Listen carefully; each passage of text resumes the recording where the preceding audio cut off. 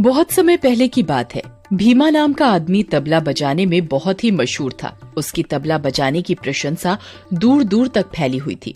गांव में जब किसी के घर कोई भी खुशी का कार्यक्रम होता तो सब भीमा को ही तबला बजाने के लिए बुलाते थे।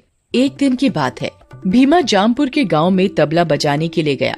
वहाँ के लोगों को उसका तबला बजाना बहुत पसंद आया। अरे भीमा, तुम तो बहुत अच्छा तबला बजाते हो, मन खुश कर दिया।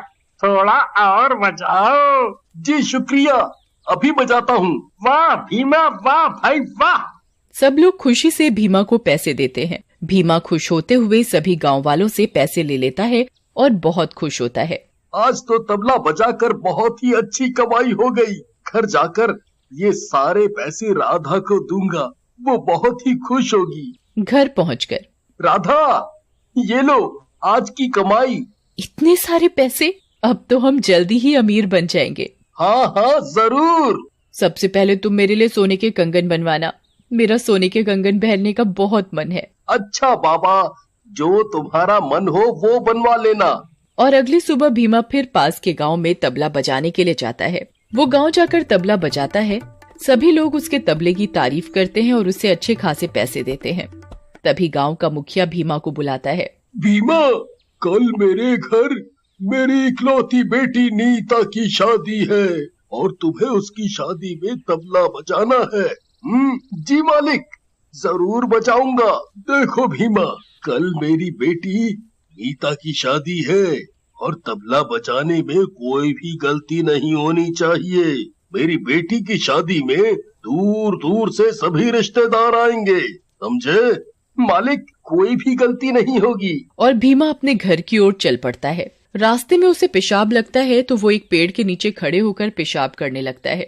जिस पेड़ के नीचे भीमा पेशाब कर रहा होता है, उस पेड़ पर एक चुड़ैल बैठी थी। तभी भीमा को कुछ आवाज सी आती है। कौन है? कौन है?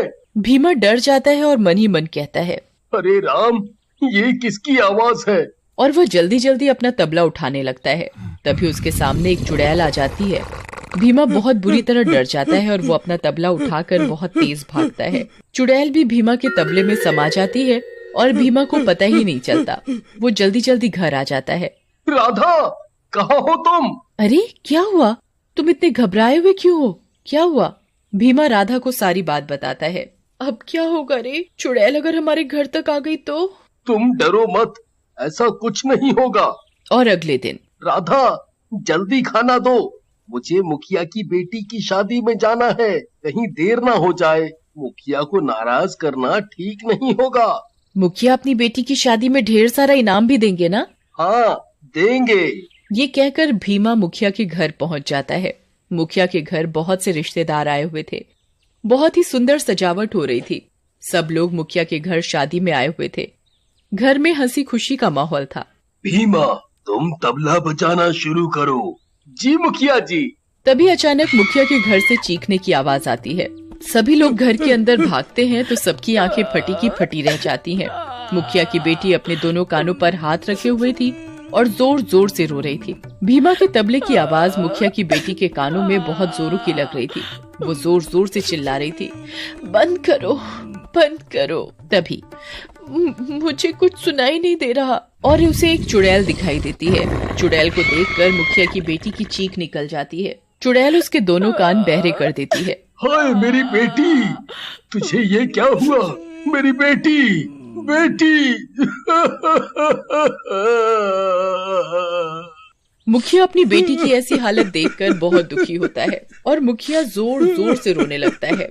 मुखिया के घर खुशी का माहौल मातम में बदल जाता है। और अगले दिन, भीमा भाई, घर पर हो क्या? अरे सत्तू, कैसे आना हुआ? और तुम कैसे हो? बढ़िया हूँ। कल मेरे बेटे का जन्मदिन है और तुम्हें उसके जन्मदिन में तबला बजाना है। तुम आओगे ना? हाँ हाँ, क्यों नहीं, जरूर बजाऊंगा। तो ठीक है, कल शाम को समय पर पहुँच जाना। ठीक है। अगली शाम भीमा तैयार होकर सत्तू के घर जाने की तैयारी करता है और वो अपना तबला उठाने लगता है। उसे तबले में से कुछ डरावनी आवाजें आने लगती हैं। भीमा आवाज सुनकर डर जाता है। तभी तबले में से चुड़ैल निकलती है और तबला अपने आप बजने लगता है। भीमा बहुत बुरी तरह डर जाता है। तभी चुड़ैल गायब हो जाती है। भीमा की समझ में कुछ नहीं आ रहा था कि ये उसके साथ क्या हो रहा है और वो सत्तू के घर तबला बजाने जाता है। भीमा, तुम आ गए। सत्तू के घर बहुत ही खुशी का माहौल था।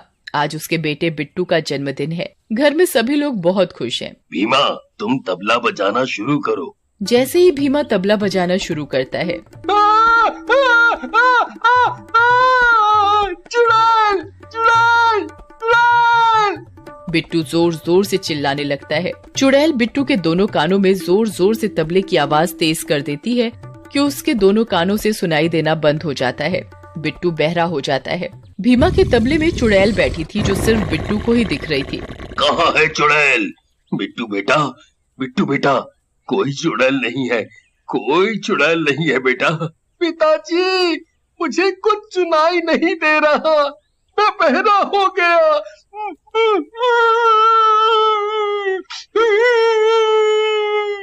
बिट्टू का जन्मदिन दुख में बदल जाता है। हाय मेरा बिट्टू, तुझे क्या हो गया? अभी तो सब कितना ठीक था। बेचारे बिट्टू के साथ बहुत बुरा हुआ। पहले मुखिया की बेटी के साथ ये सब हुआ, अब बिट्टू के साथ ठीक नहीं है। अब बिट्टू के साथ सभी लोग अपने अपने घर चले जाते हैं। कुछ दिनों के बाद गांव में एक प्रतियोगिता का आयोजन था। सभी लोग अपना हुनर दिखाने के लिए उसमें भाग ले रहे थे।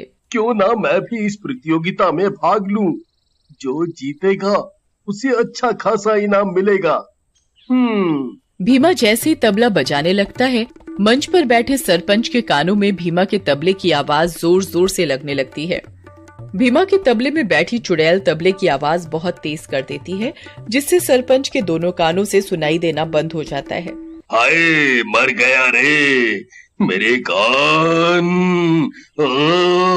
अरे कोई सुनो रे, मेरे कानों को क्या हो गया? कोई बचाओ रे, मुझे कुछ सुनाई नहीं दे रहा। सरपंच जी, आप ठीक तो है ना? ओए? अरे समझ में नहीं आ रहा, आखिर इस गांव में हो क्या रहा है?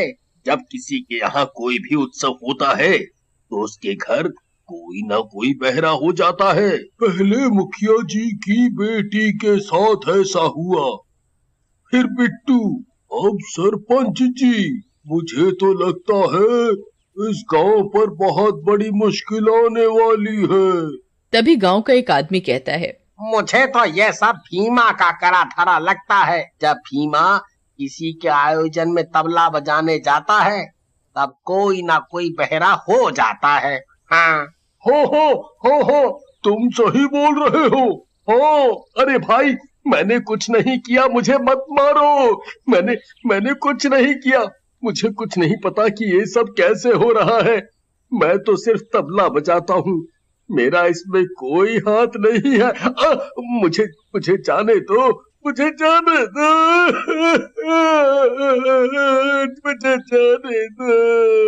भीमा जोर जोर से रोने लगता है और भीमा के हाथ से गांव के लोग तबला छीनने लगते हैं। तभी उसमें से एक चुड़ैल निकलती है। चुड़ैल, भागो रे भागो, अरे चुड़ैल है। गांव के सभी लोग चुड़ैल को देखकर बहुत बुरी तरह डर जाते हैं। चुड़ैल भीमा का तबला बड़ी जोर जोर से बजाने लगती है। अरे मेरे कान, ये चुड़ैल तो मुझे ही मार डालेगी।